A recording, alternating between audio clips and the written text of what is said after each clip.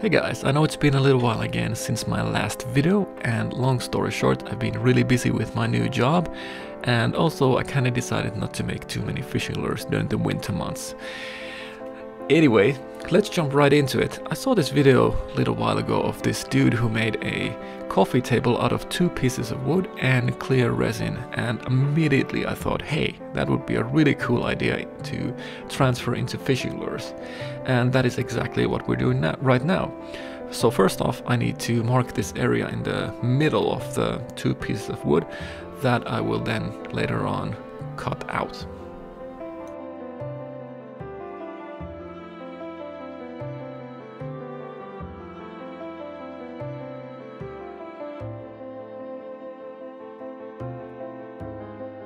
There were a couple of narrow spots on the shape that I had drawn onto the 2 pieces of wood that I knew would be kind of problematic later on to take out with my multi-tool.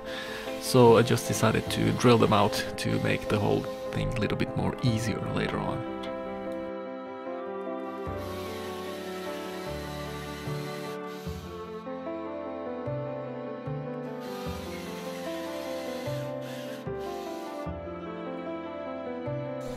Next I started to grind out some material with my trusty multi-tool.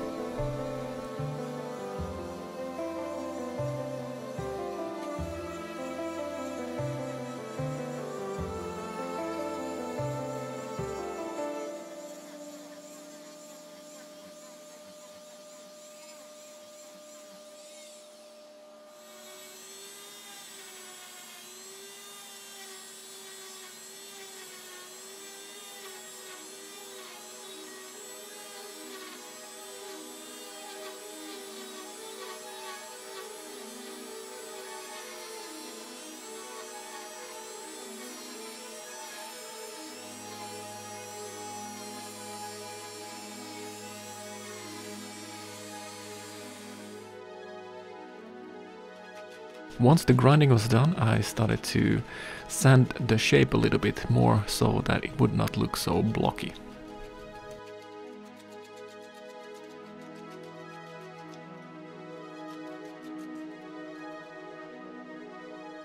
Next I will join the 2 halves together with some 5-minute epoxy.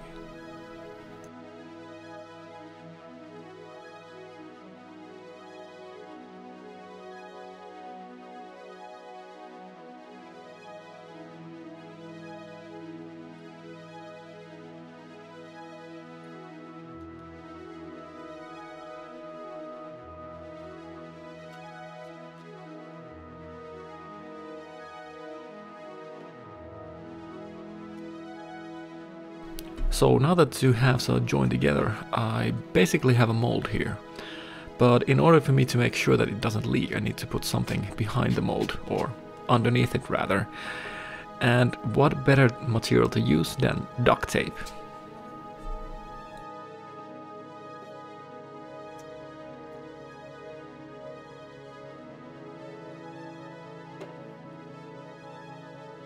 Next I'm gonna start filling out the cavity. And for this project I'm using Mr. Boat epoxy, and this is really good epoxy for this sort of stuff because it's very low viscosity and it flows really well, and you can get all of the bubbles out quite easily as well. This Mr. Boat epoxy is a 2-to-1 ratio epoxy, which means if I put 25 grams of part A into this, as I plan to, I need to put 12.5 grams of part B into this.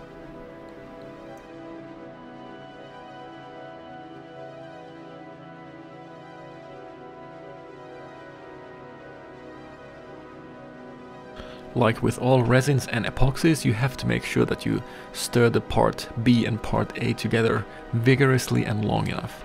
I usually take maybe 1 or 2 minutes. Before I pour the resin, I try to get rid of most of the bubbles by giving it a little bit of heat from my heat gun. This usually helps pretty well with the bubble problem.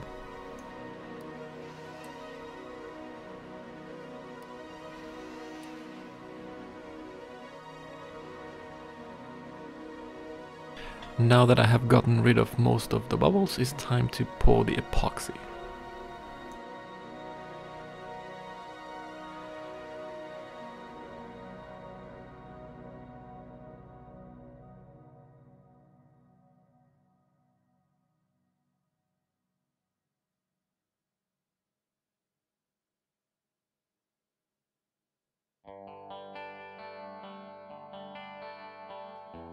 Now that the epoxy has cured, I decided to sand the sides a little bit before starting the next stage.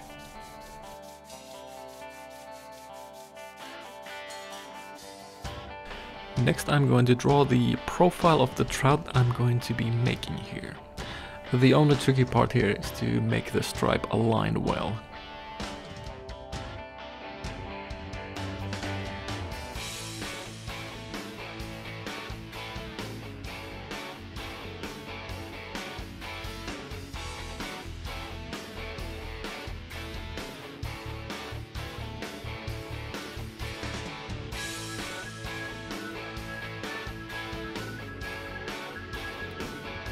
Next I ventured outside and did a little bit of jigsawing. And I gotta say, it was freaking cold outside when I did this, like maybe -20 or -25. And top that with the wind chill, oh man, I was freezing my balls off out there.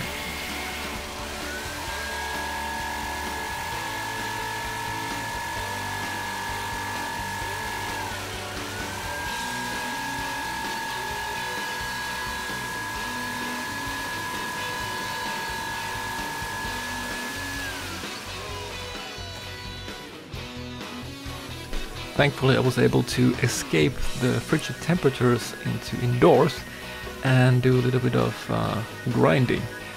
And I usually did this with the rasp, but I just figured that since I have this multi-tool I might as well use it.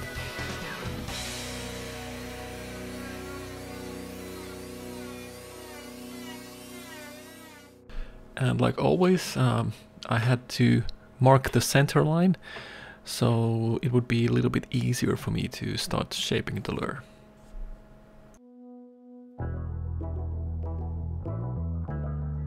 If you've seen any of my other videos, you know that this is usually the time when I mark the joints where I need to cut, and also what angles I need to cut them as.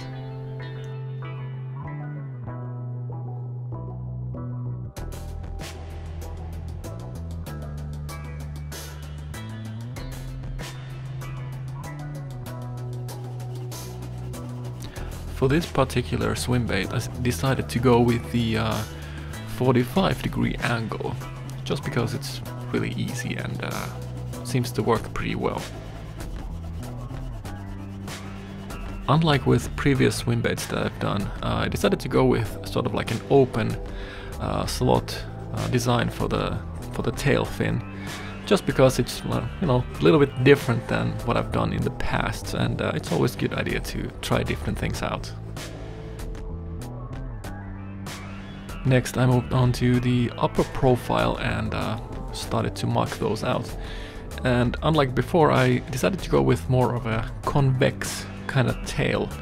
I feel like it suits a little better with this sort of design anyways.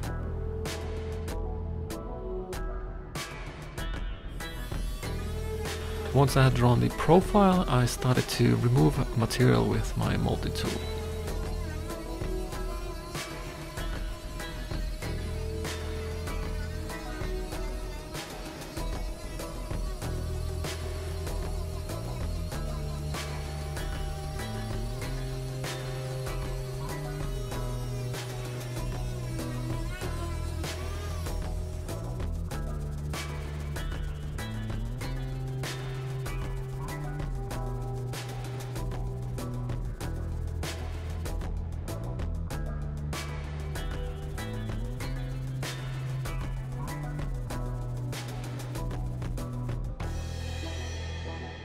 Once the tail part was done, I moved on to the nose part of my swimbait and started to remove material from there.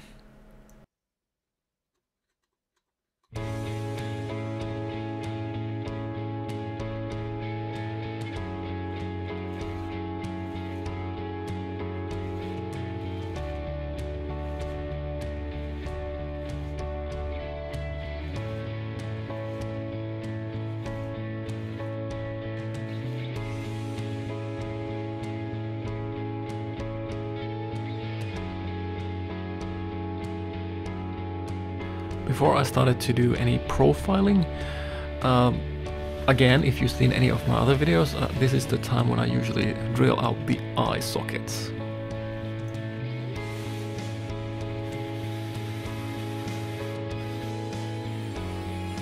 Now I can finally start shaping my lure with my multi-tool, and I used to do this with a knife or maybe with a rasp before, but I guess I'm getting old or something because I just don't want to deal with that anymore.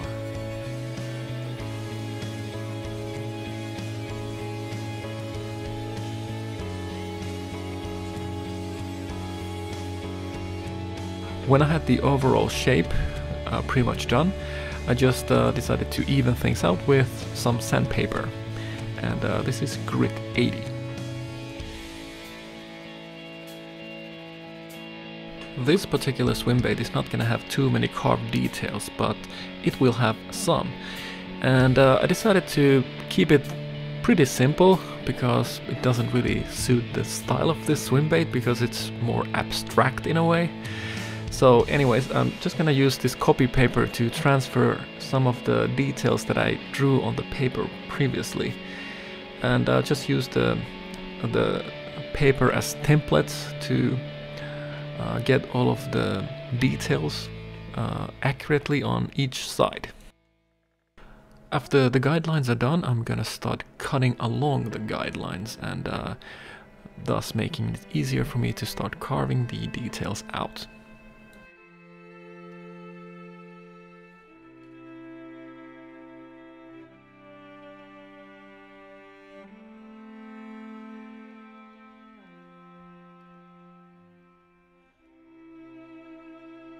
I don't think I've mentioned this until now, that I'm using birch this time around for this project, and this particular piece has a pretty interesting story.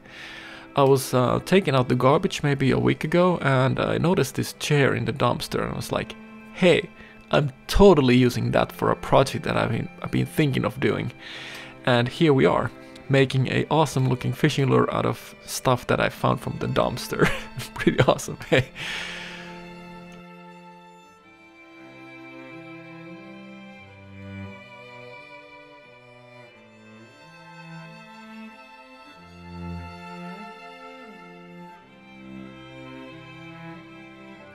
Since this is going to be mostly wood, or wood is going to be very visible in this particular fishing lure, I'm taking extra care to make sure that I sand every single piece here very well, so that you don't see stripes or striations or anything like that in the surface.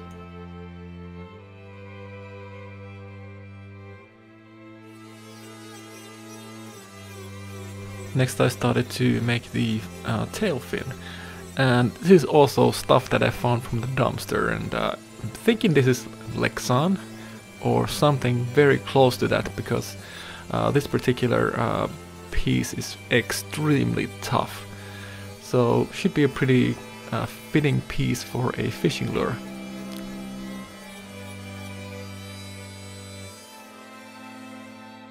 Even though this is going to be a sort of like an abstract version of a trout, I kind of wanted to make sure that it looks cool as well. So next we're going to do the tail fin.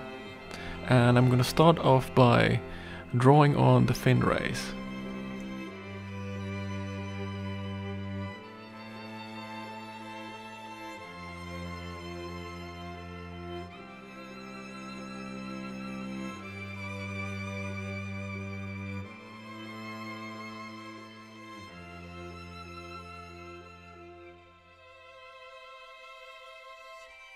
Now that I have drawn all of the fin rays on each side of the tail fin, I'm now going to start cutting along those guidelines. And I'm doing this so that I have something for the file to grab onto later on.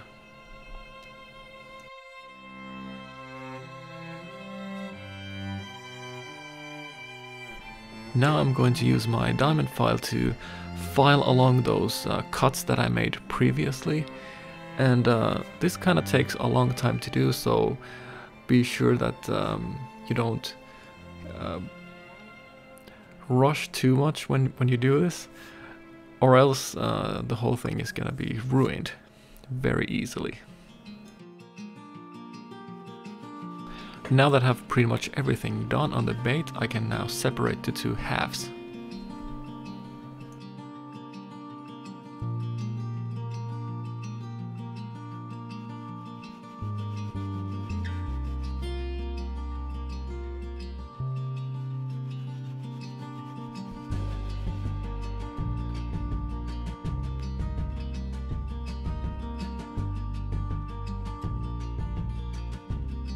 Before I can do anything else, I need to sand off the saw marks from the joints.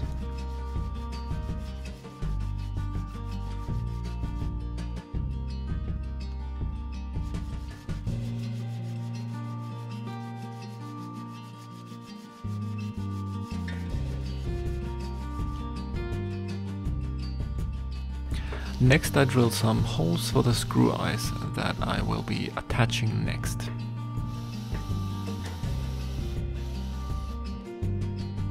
Next I'm going to start sealing the two halves with some acrylic varnish from Cup Coatings. This is called Cap Hard or CAB Hard, whatever you want to call it. And this is just to make sure that the two halves won't seep in water when I start doing the weighing tests. I've been testing the weight spots now, and I think I got it pretty much dialed down right now.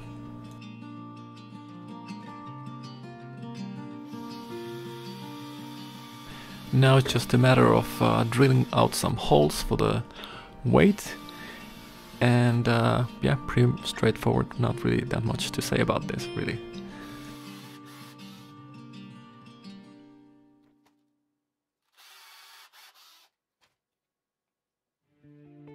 Now it's just a matter of sealing the holes that I've just drilled, and I'm using just plastic putty here, like I pretty much always do, even though it smells absolutely foul.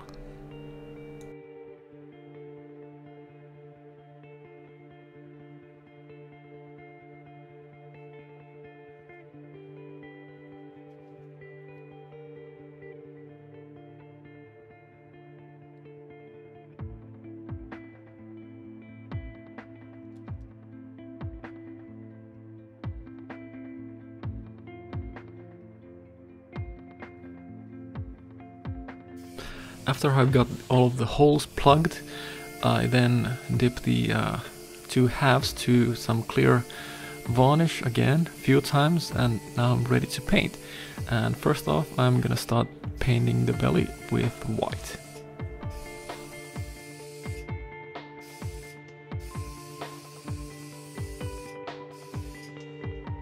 Once the belly is done, now it's time to move on to the back.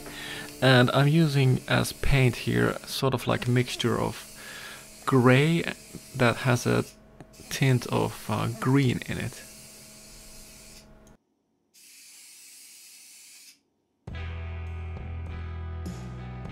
Now I'm gonna start doing the scales, and I'm using this mesh that has hexagonal holes in it, and I'm holding it on with some small clamps that you use for holding on drapes and whatever.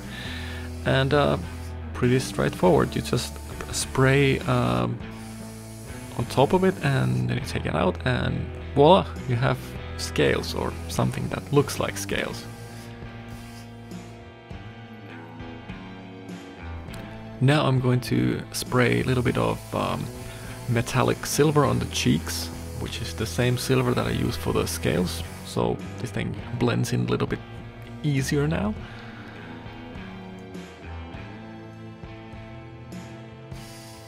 Since this is going to be a rainbow trout, I need to add a little bit of pink on the side and also a little bit on the cheeks as well.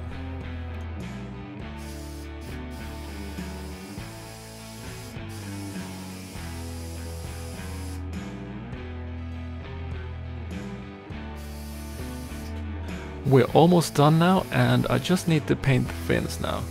And this is probably the most awkward and most difficult part of the whole paint process. and you can screw up really easily here, but thankfully I didn't, so yay!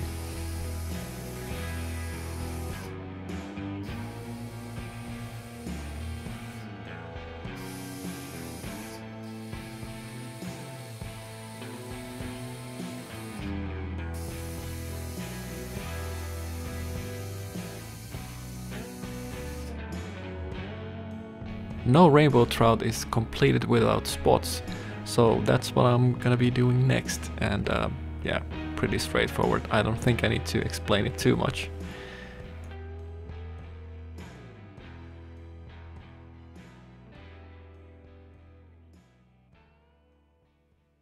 I was really fortunate that I noticed that I had already done these eyes before, so I didn't need to do them now. I always hate doing the eyes, it's freaking annoying as hell. But yeah, just straightforward, just put some epoxy in there, slap an eye on, boom, you're done.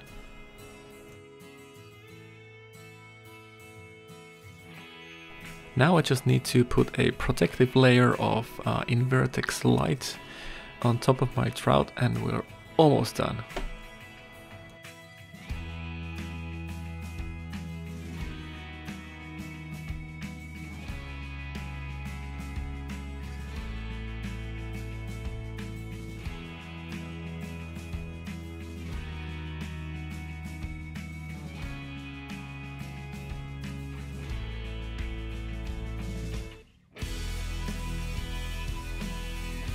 The last order of business is I need to join the two halves together, and I'm gonna do that with a couple of screw eyes.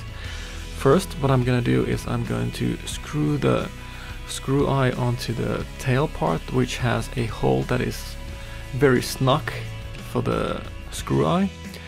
And after those are in, I have drilled a couple of bigger holes on the head part. And basically what I'm gonna do is I'm going to fill those out with epoxy and then just shove the screw eyes in there. And that should be secure enough for me to be able to fish this and not have the whole thing come apart. And I've used this in the past pretty much all the time and it has never failed me, so I'm very confident that it won't fail me this time around either.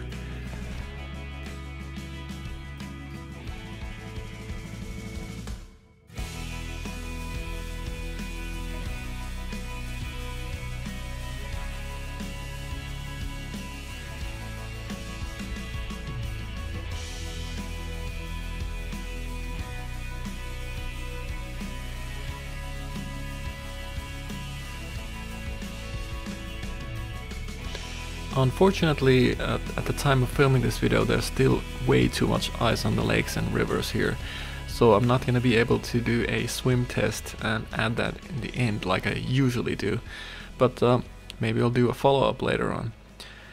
Anyways, I hope you guys enjoyed this video, and I'll see you guys on the next one.